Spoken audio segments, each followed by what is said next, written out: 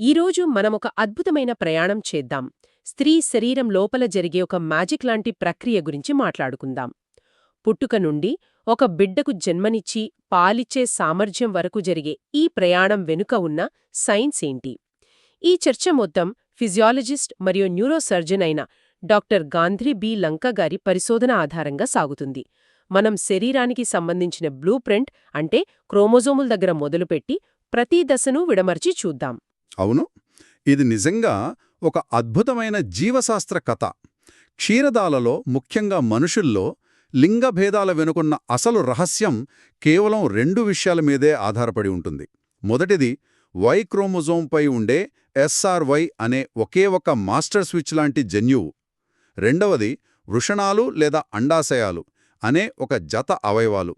వీటిని మనం గోనాడ్స్ అంటాం. ఈ గోనాడ్స్ కేవలం అవయవాలు కావు, అవి హార్మోన్లను తయారుచేసే ఫ్యాక్టరీలు. ఆహా, ఈ ఫ్యాక్టరీలు పిండదశలో చాలా చురుగ్గా ఉండి బాల్యంలో నిద్రపోతాయి, ఆ తర్వాత యవ్వనంలో మళ్లీ మేలుకొని పనిచేస్తాయి. సరే, ఆ మాస్టర్ స్విచ్ దగ్గరే మొదలు పెడదాం. XX versus XY. చిన్నప్పటి వింటున్నది అయినా ఈ ఒక్క అక్షరం తేడా ఇంత పెద్ద మార్పుకు ఎలా కారణమవుతుంది? ఆ ఒక్క అక్షరం వై. ఆ వై క్రోమోజోంపై SRY అనే జన్యువు ఉంటుంది. దీన్ని మనం ఒక డైరెక్టర్ అని పిలవచ్చు. పిండం అభివృద్ధి చెందుతున్నప్పుడు ఈ SRY జన్యువు వృషణాలను తయారు చేయండి అని ఒక ఆర్డర్ పాస్ చేస్తుంది. ప్రతి అండంలో X క్రోమోజోమ్ మాత్రమే ఉంటుంది, కానీ శుక్రకణాల్లో సగం X, సగం Y ఉంటాయి. ఓ, అంటే ఫలదీకరణం చేసే శుక్రకణం Y అయితే మగ శిశువు, X అయితే ఆడ శిశువు. అంతిమంగా లింగాన్ని నిర్ణయించేది శుక్రకణమే అన్నమాట. ఖచ్చితంగా. నేను సోర్స్లో బార్ బాడీ అనే విషయం గురించి చదివాను. స్త్రీలలో 2 X క్రోమోజోములు ఉంటాయి కదా, మరి రెండూ పనిచేస్తాయా? అద్భుతమైన ప్రశ్న. స్త్రీలలో 2 X క్రోమోజోములు ఉన్నప్పటికీ రెండింటి అవసరం లేదు. అందుకే శరీరం చాలా తెలివిగా పిండం దశలోనే ఒక X క్రోమోజోమ్ను యాదృచ్ఛికంగా స్విచ్ ఆఫ్ చేసేస్తుంది. ఆ స్విచ్ ఆఫ్ అయిపోయిన నిద్రపోతున్న X క్రోమోజోమ్నే మనం బార్ బాడీ అంటాం. అవునా? అవును. కొన్ని తెల్ల రక్త కణాలలో ఇది చిన్న డ్రమ్స్టిక్ లాగా కనిపిస్తుంది. ఒక వ్యక్తిలో ఎన్ని బార్ బాడీలున్నాయో చెప్పటానికి ఒక సింపుల్ ఫార్ములా కూడా ఉంది. X క్రోమోజోముల సంఖ్య -1. అమ్మో, అంటే మన శరీరంలోని ప్రతి కణంలో ఒక X క్రోమోజోమ్ నిద్రపోతోందనమాట. ఇది నమ్మశక్యంగా లేదు. సరే, లింగ నిర్ధారణకు బ్లూప్రింట్ సిద్ధమైంది. ఇప్పుడు ఆ బ్లూప్రింట్ ఆధారంగా అసలు నిర్మాణం ఎలా మొదలవుతుంది? గొనాడ్స్ అనే ఫ్యాక్టరీలు ఎలా ఏర్పడతాయి? మొదట ఈ ఫ్యాక్టరీలకు తేడా ఉండదు. 6వ వారం వరకు పిండంలో ఉండే గొనాడ్ స్త్రీదా పురుషుడుదా అని చెప్పలేం. దానికి కార్టెక్స్ అనే బయటి పొర, మిడుల్లా అనే లోపలి భాగం ఉంటాయి. పిండం XY అయితే SRY డైరెక్టర్ వచ్చి మిడుల్లాను వృషణంగా మార్చమని ఆదేశిస్తాడు. అప్పుడు బయటి పొర అయిన కార్టెక్స్ క్షీణిస్తుంది. ఒకవేళ పిండం XX అయితే SRY డైరెక్టర్ ఉండడు కాబట్టి బయటి పొర అయిన కార్టెక్స్ అండాశయంగా మారుతుంది, లోపలి భాగం క్షీణిస్తుంది. అంటే ప్రకృతి యొక్క డీఫాల్ట్ సెట్టింగ్ స్త్రీ వ్యవస్థను నిర్మించడమేనన్నమాట. పురుష వ్యవస్థను నిర్మించాలంటే ఒక ప్రత్యేకమైన ఆదేశం కావాలి. చాలా ఆసక్తికరంగా ఉంది. మరి లోపల ఉండే గర్భసంచి, ఫెలోపియన్ ట్యూబ్స్ లాంటివి ఎలా ఏర్పడతాయి? అక్కడ కూడా ఇదే సూత్రం పనిచేస్తుంది. పిండంలో వోల్ఫియన్ మరియు ముల్లేరియన్ అనే 2 రకాల నాళాల వ్యవస్థలుంటాయి. మగ పిండంలో వృషణాలు టెస్టోస్టిరాన్ను ఉత్పత్తి చేస్తాయి. ఇది ఒక యాక్టివేటర్ లాగా పనిచేసి వోల్ఫియన్ నాళాలను కాపాడి వాటిని పురుష పునరుత్పత్తి నాళాలుగా మారుస్తుంది. అదే సమయంలో వృషణాలు MIS అంటే ముల్లేరియన్ ఇన్హిబిటింగ్ సబ్స్టాన్స్ అనే మరో హార్మోన్ని విడుదల చేస్తాయి. ఓకే. ఇది ఒక డిలీట్ బటన్ లాగా పనిచేసి ముల్లేరియన్ నాళాలను నాశనం చేస్తుంది. అంటే పురుష వ్యవస్థను నిర్మించాలంటే ఒక యాక్టివేటర్, ఒక డిలీట్ బటన్ రెండూ అవసరం. మరి స్త్రీ పిండంలో? స్త్రీ పిండంలో వృషణాలు ఉండవు కాబట్టి టెస్టోస్టిరాన్ అంటే యాక్టివేటర్ ఉండదు. MIS అంటే డిలీట్ బటన్ కూడా ఉండదు. యాక్టివేటర్ లేకపోవడంతో వోల్ఫియన్ నాళాలు వాటంతట అవే క్షీణిస్తాయి. డిలీట్ బటన్ లేకపోవడంతో ముల్లేరియన్ నాళాలు పెరిగి గర్భసంచి, ఫెలోపియన్ ట్యూబ్స్ మరియు యోని పైభాగంగా అభివృద్ధి చెందుతాయి.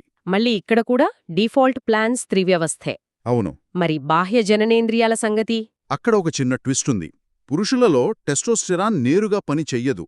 దాన్ని మరింత శక్తివంతంగా మార్చడానికి 5-ఆల్ఫా రిడక్టేజ్ అనే ఒక ప్రత్యేకమైన ఎంజైమ్ అవసరం. ఇది టెస్టోస్టిరాన్ను ఒక సూపర్ఫ్యూయల్ లాంటి డిహెచ్టీగా మారుస్తుంది. ఈ డిహెచ్టీయే బయట పురుషాంగం, స్క్రోటం ఏర్పడటానికి అసలు కారణం. మరి స్త్రీ పిండంలో ఈ డిహెచ్టీ ఉండదు కాబట్టి? ఉండదు. అందుకే అవే నిర్మాణాలు క్లిటోరిస్ మరియు లాబియాగా అభివృద్ధి చెందుతాయి. ఈ ప్రక్రియ అంతా ఒకదాని తర్వాత ఒకటి ఎంత పకడ్బందీగా జరుగుతుందో చూస్తుంటే ఆశ్చర్యంగా ఉంది.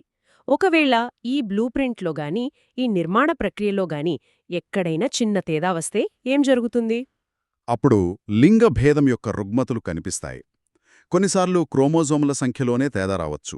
ఉదాహరణకు టర్నర్ సిండ్రోమ్ 45X అంటారు. వీరిలో ఒక X క్రోమోజోమ్ మాత్రమే ఉంటుంది.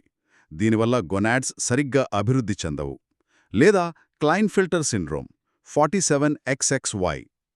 వీరిలో పురుష లక్షణాలు ఉన్నప్పటికీ ఒక అదనపు X క్రోమోజోమ్ ఉండటం వల్ల వృషణాలు చిన్నవిగా ఉండి సంతానోత్పత్తి సమస్యలుంటాయి.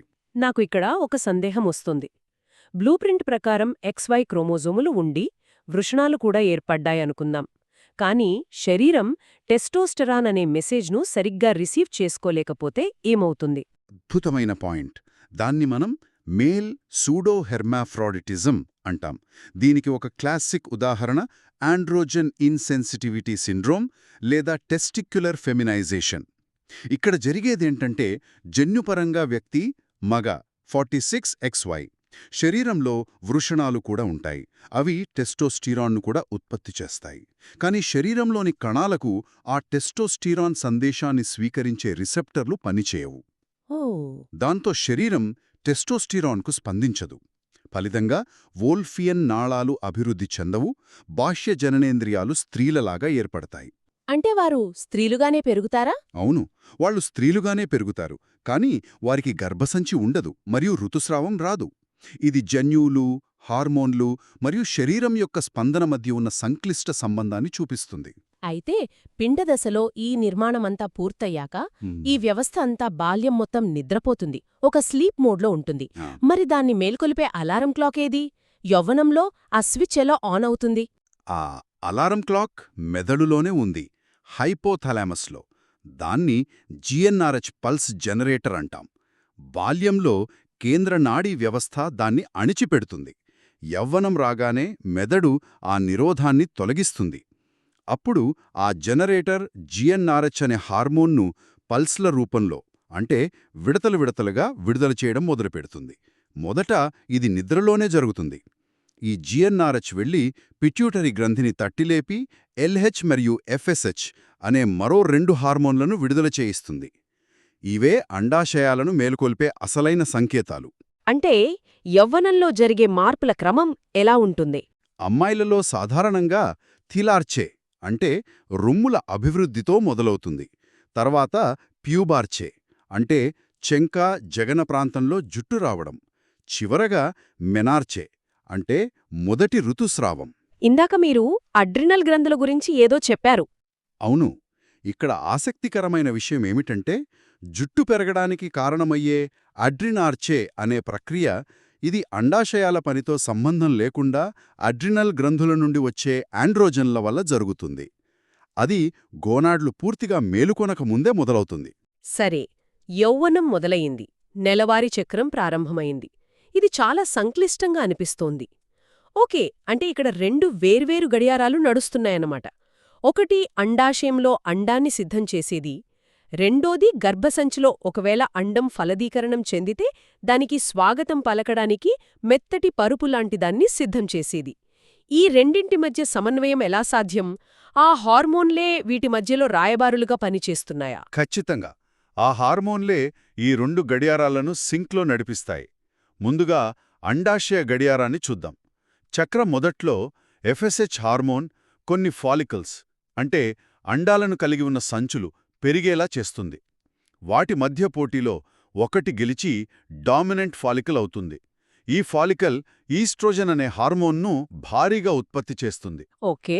ఈస్ట్రోజన్ స్థాయిలు పెరిగి ఒక గరిష్ట స్థాయికి చేరగానే అది మెదడుకు ఒక పాజిటివ్ ఫీడ్బ్యాక్ సిగ్నల్ పంపుతుంది. దాంతో LH హార్మోన్ అకస్మాత్తుగా వెల్లువలా విడుదలవుతుంది. దీన్నే ఎల్హెచ్ సర్జ్ అంటాం. ఆ ఈ ఎల్హెచ్ సర్జ్ వల్లే అండం విడుదలవుతోందన్నమాట. కరెక్ట్. దీన్నే అండోత్సర్గం లేదా ఓవ్యులేషన్ అంటాం. అండం విడుదలయ్యాక ఆ మిగిలిన ఫాలికల్ కార్పస్ ల్యూటియం అనే తాత్కాలిక హార్మోన్ ఫ్యాక్టరీగా మారుతుంది. ఇది ప్రొజెస్టరాన్ అనే మరో ముఖ్యమైన హార్మోన్ను ఉత్పత్తి చేస్తుంది. ఇప్పుడు రెండో గలియారం అంటే గర్భసంచి గురించి చెప్పండి. అది ఈ హార్మోన్ల మార్పులకు ఎలా స్పందిస్తుంది? అండాశయం నుండి వచ్చే ఈస్ట్రోజన్ గర్భసంచి లోపలి పొర అయిన ఎండోమెట్రియంను పెరిగేలా మందంగా అయ్యేలా చేస్తుంది. ఇది ప్రొలిఫరేటివ్ దశ. అండం విడుదలయ్యాక కార్పస్ ల్యూటియం నుండి వచ్చే ప్రొజెస్టరాన్ ఈ పొరను ఒక మెత్తటి పరుపులా అంటే పిండం వచ్చి అతుక్కోవడానికి అనువుగా మారుస్తుంది. రక్తనాళాలు పెరుగుతాయి, గ్రంథులు పోషకాలను స్రవిస్తాయి. ఇది సెక్రెటరీ దశ. ఒకవేళ గర్భం రాకపోతే కార్పస్ ల్యూటియం క్షీణించి హార్మోన్ల ఉత్పత్తి ఆగిపోతుంది. హార్మోన్ల సపోర్ట్ ఆగిపోయినప్పుడు ఏం జరుగుతుంది? ఋతుస్రావం ఎలా మొదలవుతుంది? సోర్స్లో వాసోస్పాజం, నెక్రోసిస్ లాంటి పదాలున్నాయి. ఒక్క నిమిషం, ఇవి కొంచెం పెద్ద పదాలుగా ఉన్నాయి. అంటే సాధారణ భాషలో ఏం జరుగుతుంది అక్కడ? సరిగ్గా అడిగారు.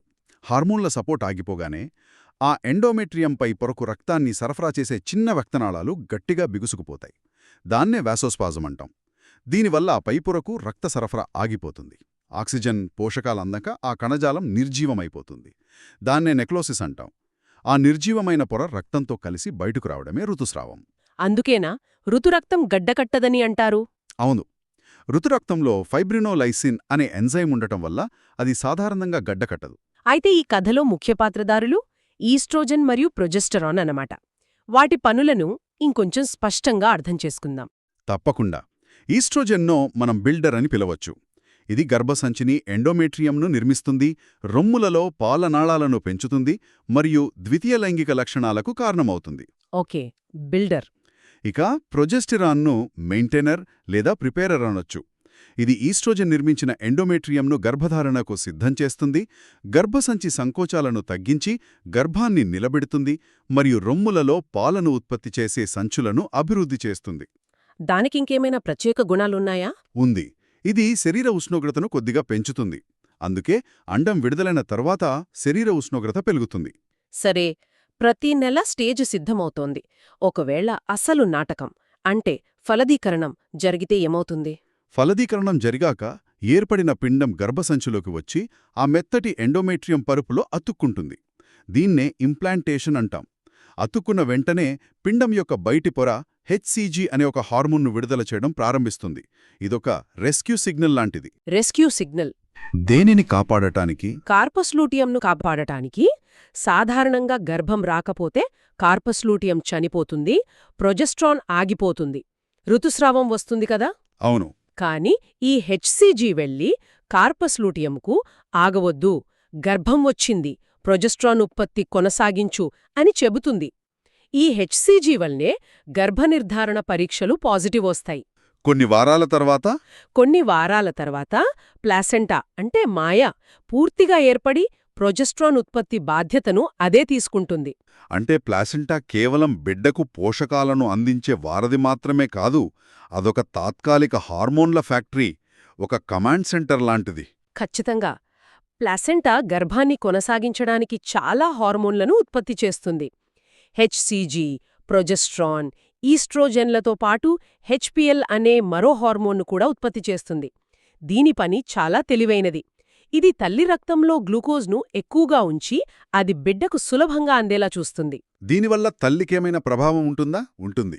దీనివల్ల తల్లి శరీరంలో ఇన్సులిన్ నిరోధకత పెరుగుతుంది. అందుకే కొందరిలో గర్భధారణ సమయంలో మధుమేహం వస్తుంది. 9 నెలల పాటు ప్రొజెస్టెరాన్ గర్భసంచిని ఇంత ప్రశాంతంగా ఉంచితే ప్రసవ సమయం ఆసన్నమైందని శరీరానికెలా తెలుస్తుంది? ఈ ప్రశాంత వాతావరణం అకస్మాత్తుగా సంకోచాల తుఫానుగా ఎలా మారుతుంది? ఇది ఒక అధికార మార్పిడి లాంటిది. ప్రసవానికి ముందు ప్రశాంతతకు కారణమైన ప్రొజెస్టెరాన్ ప్రభావం తగ్గి ఉత్తేజపరిచే ఈస్ట్రోజన్ ప్రభావం పెరుగుతుంది. దీనివల్ల గర్భసంచిలో ఆక్సిటోసిన్ అనే హార్మోన్ను స్వీకరించే రిసెప్టర్లు విపరీతంగా పెరుగుతాయి. ప్రసవం మొదలవగానే గర్భసంచి సంకోచించడం వల్ల బిడ్డతల గర్భాశయ ముఖద్వారంపై ఒత్తిడి కలుగజేస్తుంది. ఈ ఒత్తిడి మెదడుకు సంకేతం పంపి ఆక్సిటోసిన్ను విడుదల చేయిస్తుంది. ఈ ఆక్సిటోసిన్ వచ్చి గర్భసంచిని ఇంకా బలంగా సంకోచింపజేస్తుంది. అంటే సంకోచం వల్ల ఆక్సిటోసిన్, ఆక్సిటోసిన్ వల్ల మరింత సంకోచం. ఇదొక లూప్ లాగా ఉందే. నిజం. ఇదొక పాజిటివ్ ఫీడ్బ్యాక్ లూప్. బిడ్డ పుట్టే వరకు ఇది కొనసాగుతూనే ఉంటుంది. అద్భుతం. చివరిగా చనుబాలు. ప్రసవం తర్వాత పాల ఉత్పత్తి ఎలా ప్రారంభమై ఎలా కొనసాగుతుంది? గర్భధారణ సమయంలో ఈస్ట్రోజన్, ప్రొజెస్టిరాన్ రొమ్ములను పాల ఉత్పత్తికి సిద్ధం చేస్తాయి. కానీ అవే ప్రొలాక్టిన్ అనే పాల ఉత్పత్తి హార్మోన్ను పనిచేయకుండా అడ్డుకుంటాయి. ఎప్పుడైతే ప్రసవంలో ప్లాసెంటా బయటికి వస్తుందో ఈస్ట్రోజన్, ప్రొజెస్టిరాన్ స్థాయిలు ఒక్కసారిగా పడిపోతాయి. దాంతో ప్రొలాక్టిన్పై ఉన్న బ్రేక్ రిలీజ్ అవుతుంది. పాల ఉత్పత్తి మొదలవుతుంది. మొదటి పాలను కొలోస్ట్రమ్ అంటారు కదా? అవును. ఇది పోషకాలు, యాంటీబాడీలతో నిండిన ఒక సూపర్ ఫుడ్. మరి పాల ఉత్పత్తి కొనసాగాలంటే? దానికి శిశువు పాలు తాగడమే కీలకం. ఇది 2 రిఫ్లెక్స్లను ప్రేరేపిస్తుంది. ఒకటి, ఇది మెదడుకు సంకేతం పంపి పాలను తయారుచేసే ప్రొలాక్టిన్ను విడుదల చేయిస్తుంది. రెండవది, ఇది పాలను బయటకు పంపే ఆక్సిటోసిన్ను విడుదల చేయిస్తుంది. ఆక్సిటోసిన్ రొమ్ములోని కండరాలను సంకోచింపచేసి పాలను బయటకు పిచికారీ చేస్తుంది. దీన్నే లెట్ డౌన్ రిఫ్లెక్స్ అంటాం. ఆసక్తికరంగా ఉంది. ఈ సమయంలో అధిక ప్రొలాక్టిన్ స్థాయిలు జిఎన్ఆర్హెచ్ను అణిచిపెట్టి ఋతుచక్రాన్ని తాత్కాలికంగా ఆపుతాయి. దీన్నే లాక్టేషనల్ ఎమనోరియా అంటారు. అయితే దీని అర్థమేమిటి? మనం ఒకే ఒక జన్యువు దగ్గర మొదలుపెట్టి ఒక సంక్లిష్టమైన చక్రీయ వ్యవస్థ ద్వారా గర్భధారణ, ప్రసవం మరియు పోషణ వరకు సాగే అద్భుతమైన ప్రయాణాన్ని చూశాం. మెదడు, పిట్యూటరీ, అండాశయాల మధ్య, ఆ తర్వాత తల్లి, ప్లాసెంటా, పిండం మధ్య జరిగే ఈ హార్మోన్ల సంభాషణ ఒక అద్భుతమైన సింఫనీ లాంటిది. అవును. మనం ఈ హార్మోన్ల సింఫనీ గురించి, దానిలోని ఫీడ్బ్యాక్ లూపులు, పల్సులు, వాటి సమన్వయం గురించి చర్చించాం. ఇదంతా శరీరం లోపల జరిగే కథ. కానీ ఈ వ్యవస్థ మనం చర్చించని బాహ్య కారకాలచే, ఒత్తిడి, పోషణ మరియు పర్యావరణ సంకేతాలు వంటివి ఎంతగా ప్రభావితమవుతుందో ఆలోచించడం విలువైనది. ఇది ఒక ముఖ్యమైన ప్రశ్నను లేవనెత్తుతుంది. ఇంత సున్నితంగా ట్యూన్ చేయబడిన ఈ జీవగడియారం ఆధునిక జీవనశైలి ఒత్తిడ్లకు ఎంతవరకు అనుకూలతను కలిగి ఉంది? అంటే మన జీవనశైలి ఈ పురాతన శారీరక మార్గాలను ఎలా పునర్నిర్మిస్తోందే? ఖచ్చితంగా. ఈ అంతర్గత హార్మోన్ల ప్రపంచానికి, మన బాహ్య ప్రపంచానికి మధ్య ఉన్న సంబంధాన్ని వైద్యశాస్త్రంలో ఒక కొత్త సవాలు